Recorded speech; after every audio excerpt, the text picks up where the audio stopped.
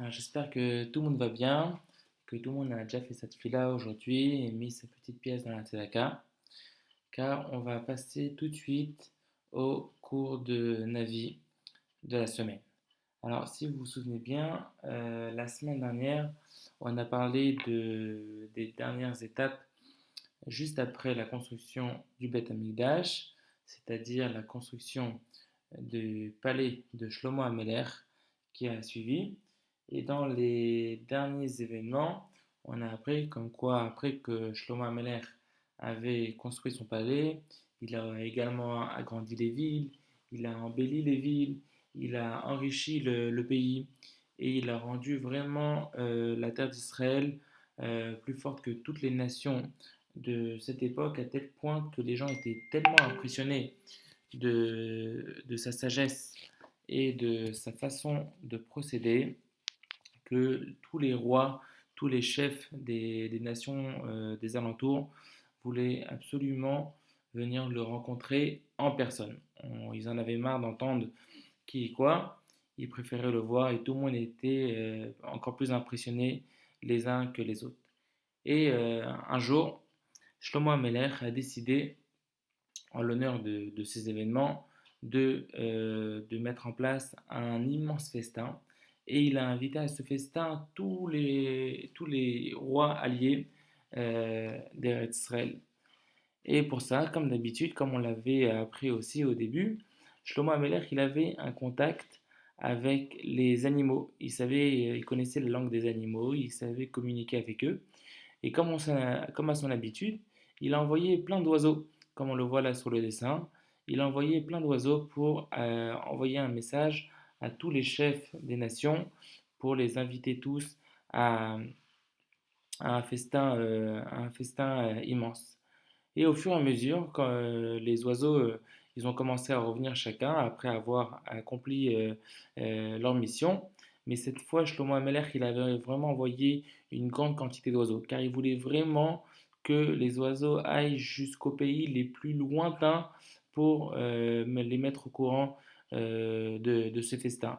Et donc les oiseaux, ils commençaient un petit peu à revenir, les uns un petit peu plus tard que les autres. Plus ils allaient loin, plus ils revenaient tard, évidemment. Mais il vit quand même qu'il y a un oiseau qui n'était pas revenu. Il revenait pas. Et il attend, et dans quelques jours, c'est le festin. Et il attend encore un peu, et d'ici un jour ou deux. Et voilà le jour du festin qui arrive.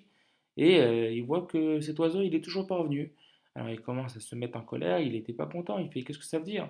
Si l'oiseau, il n'est pas revenu, ça veut dire peut-être qu'il y a un pays, un chef, un roi qui n'est pas au courant et qui ne sera pas là à ma fête. Et il était vraiment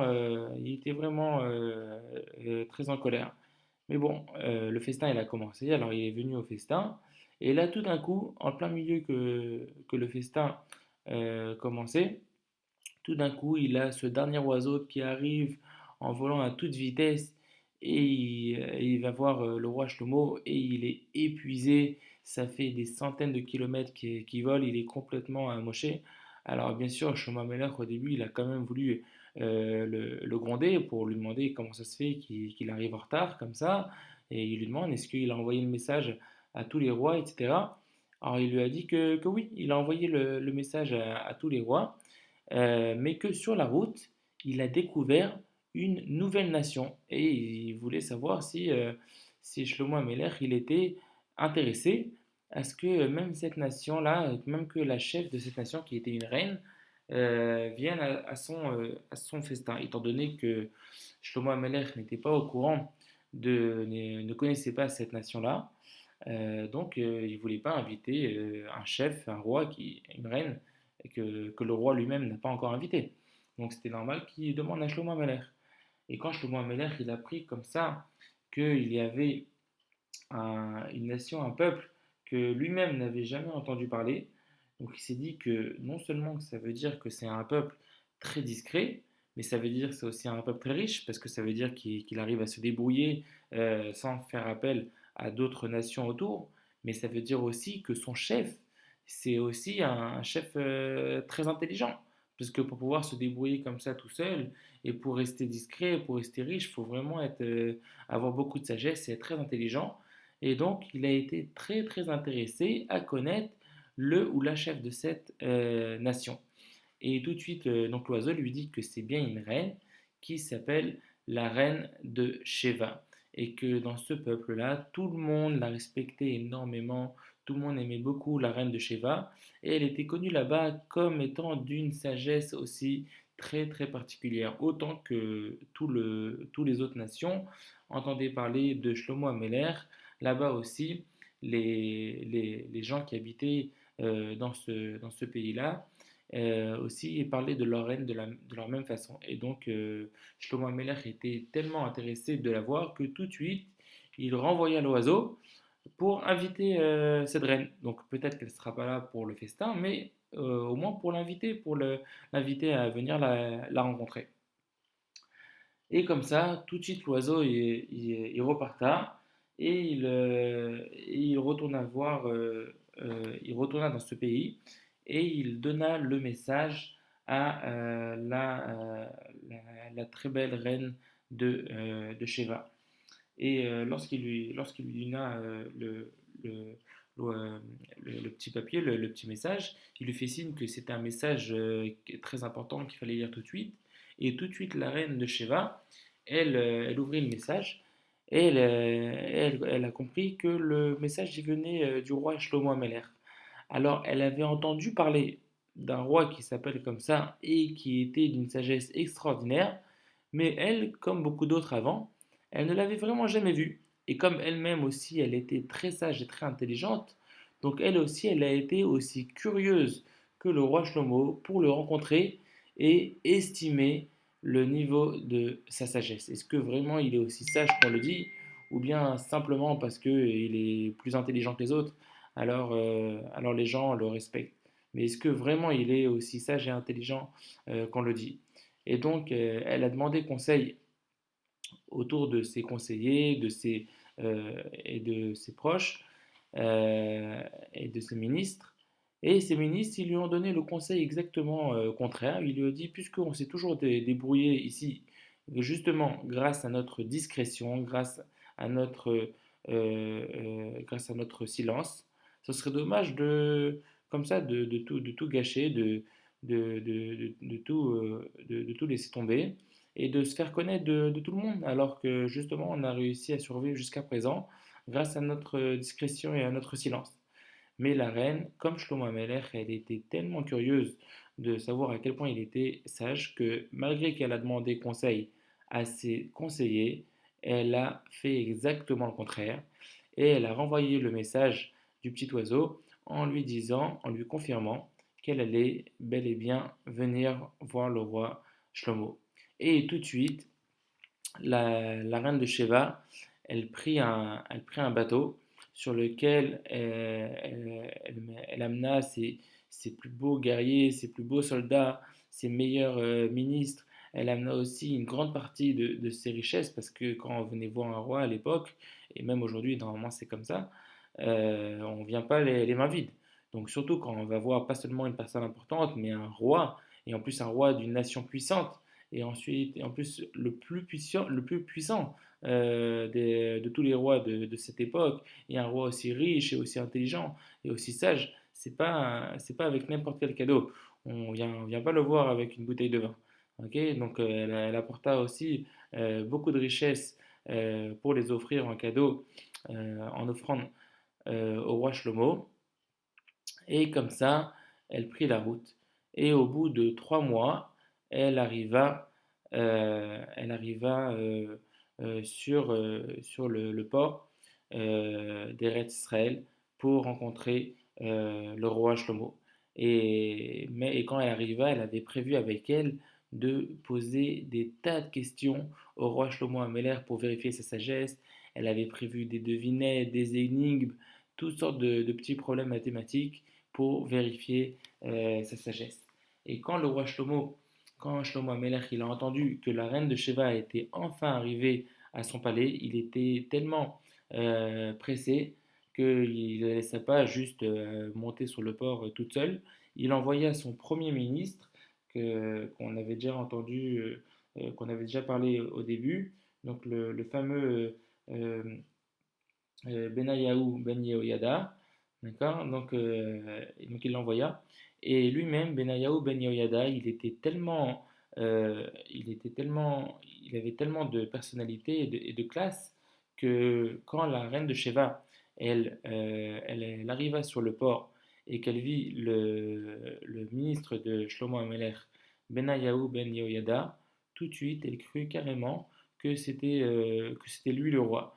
Et donc, elle se courba devant lui. Mais tout de suite, Benayahu Ben Yehoyada, il a compris l'erreur. Et tout de suite, il dit à la princesse que il ne faut pas qu'elle se trompe, que lui, il n'est pas du tout le roi et qu'il est juste venu pour la recevoir, pour l'accueillir, afin de l'amener voir le roi. D'accord? Lorsque la reine, la reine de Sheba, elle arriva devant le palais de Shlomo Ameler était tellement impressionné par ce qu'il attendait qu'il avait prévu un accueil extraordinaire devant le palais du roi. Aucun chef qui était venu le voir, aucun roi, aucune reine, aucune puissance, jamais Shlomo Ameler ne l'avait accueilli avec une telle impression. Et comme ça, la reine de Sheba fut accueillie par un spectacle extraordinaire de la part de Shlomo Ameler. D'accord? Voilà. Ensuite, pour l'événement même entre la reine de Sheba et Shlomo Ameler, je vais vous laisser écouter la suite immédiatement. Allons-y. Le roi Shlomo a invité la reine de Sheba à son palais. Et la reine de Sheba est très impatiente de tester la sagesse du roi Shlomo. Pour mesurer l'intelligence du roi Shlomo, la reine de Sheba va lui poser toutes sortes d'énigmes et de devinettes plus difficiles les unes que les autres. Votre Majesté, commence la reine de Sheba, avant mon arrivée, je vous ai envoyé 6000 garçons et filles mélangés. Mais attention, j'ai fait exprès de choisir 6000 enfants qui se ressemblent énormément et qui sont nés le même jour, à la même heure et qui ont même tous la même taille. Je les ai tous habillés de la même manière pour que vous ne sachiez pas qui sont les filles et qui sont les garçons. Est-ce que vous serez capable, roi Shlomo, demande respectueusement la reine de Sheba, de deviner qui sont les enfants garçons et qui sont les enfants filles? Le roi Shlomo, comme vous le sachez les enfants, était très intelligent. Que fit-il? Il ordonna de distribuer à tous les 6000 enfants une grosse poignée de noisettes. Que firent les enfants?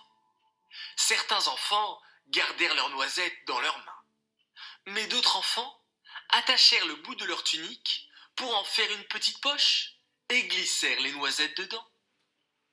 Voilà, s'exclama le roi Shlomo. Les enfants qui ont gardé les noisettes dans leurs mains sont les filles. Et ceux qui ne se sont pas gênés d'utiliser leur tunique pour en faire une poche, ce sont les garçons. Incroyable, murmura la reine de Sheba. Vous avez réussi à trouver qui sont les garçons et qui sont les filles. Puis-je vous poser d'autres devinettes? Demanda la reine de Sheba. Si vous parvenez à y répondre, c'est que vous êtes vraiment très très intelligent. Mais le roi Shlomo lui répondit. Posez-moi les devinettes, mais sachez que mon intelligence vient d'Hachem. C'est lui, et lui seul, qui donne l'intelligence à l'homme. Allez, prochaine devinette, s'exclama la reine de Sheba. Qui n'est jamais né, jamais mort, mais qui vit toujours? C'est Hachem, bien sûr, répondit le roi Shlomo en souriant. Hachem n'est jamais né, jamais mort, et il vit éternellement. Oui, c'est exact, s'émerveilla la reine de Sheba. Laissez-moi à présent vous poser une autre devinette, s'il vous plaît. Quels sont les trois qui ne sont jamais nés, ne sont pas des hommes, mais qui seront nourris comme eux. Le roi Shlomo répondit à nouveau sans hésiter. Ce sont les 3 anges qui sont venus chez Avram Avinu et ont mangé ce qu'il leur servait. Waouh! C'est exact encore, répéta la reine de Sheva. Je ne me lasse pas de vous poser des devinettes. Bon, je vais vous en poser encore une autre. Quelles eaux ne viennent ni du ciel, ni de la terre, sont parfois douces et parfois amères? Ah, ce sont les larmes, répondit le roi Shlomo. Les larmes sont de l'eau, qui ne viennent ni du ciel, ni de la terre, mais tout simplement des yeux. Elles sont parfois douces, lorsqu'on pleure de joie, et parfois amères, lorsqu'on pleure de tristesse. Et ce fut ainsi pendant des jours et des jours. Chaque fois que la reine de Sheva posait une énigme, le roi Shlomo trouvait la réponse. Waouh! Votre sagesse est vraiment extraordinaire, s'écria la reine de Sheva. C'est vraiment un cadeau qu'Hachem vous a fait. Avant de rentrer dans son pays, le roi Shlomo invita la reine de Sheva à un grand festin organisé en son honneur. Puis, le roi Shlomo lui montra une dernière fois son palais et ses nombreuses richesses. La reine de Sheva fut impressionnée par tout ce qu'elle voyait et chanta la louange du roi Shlomo et surtout d'Hachem qui avait comblé le roi Shlomo de tant de belles choses. Voici les enfants, voilà comment ça s'est passé entre le Shlomo Ameler et la reine de Sheva. Voilà ce qu'on appelle aussi un Kiddush Hashem, comment Shlomo non seulement il s'est pas vanté de sa sagesse, mais il a publiquement dit à la reine de Sheva que ça lui venait d'Hachem. Et de là, on peut apprendre également pour nous-mêmes que lorsqu'on réussit quelque chose, il ne faut pas bêtement s'en vanter, mais il faut toujours remercier Hachem des forces qu'il nous donne.